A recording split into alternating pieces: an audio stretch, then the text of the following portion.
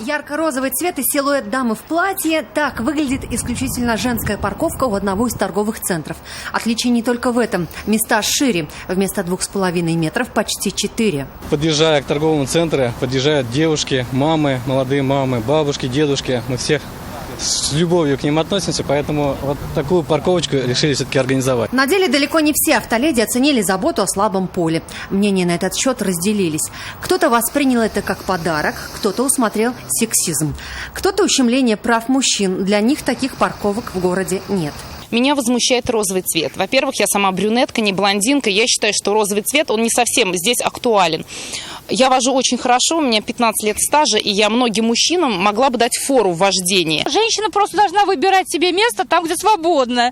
Вот здесь же есть свободные места, но пусть станет туда, где больше, пошире и все.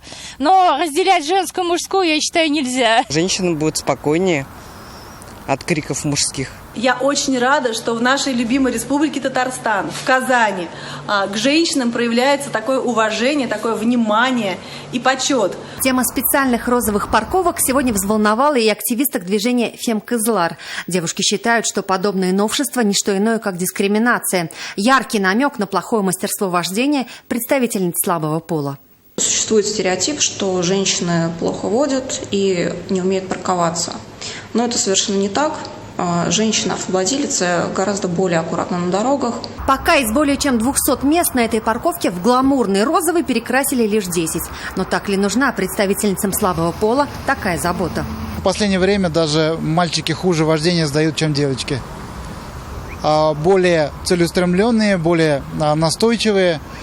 Наверное, от мотивации человека зависит. Идею подобных розовых парковок для женщин руководство торгового центра подсмотрело в Европе. Но приживется ли ноу-хау в республике, пока большой вопрос. Уверена, что парковка для женщин возле ЦУМа вызовет резонанс среди автоледи. Те автоледи, которые давно и уверенно водят машины, возможно, не захотят туда парковаться, так как это, думаю, оскорбит их. Пока казанцы спорят о том, насколько этичны подобные женские места на парковках, в ГИБДД вынесли предписание: розовое ноу-хау вне закона.